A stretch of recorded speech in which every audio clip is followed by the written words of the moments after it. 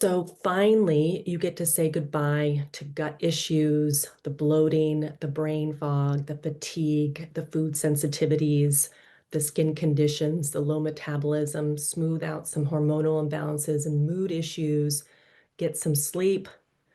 and reverse metabolic syndrome, reverse these autoimmune symptoms, chronic pain, digestive disorders, IBS, long haul syndrome, chronic fatigue, because they all share the same common roots in trauma biology. So everything below the surface here is, the nervous system dysregulation, the nutrient deficiencies,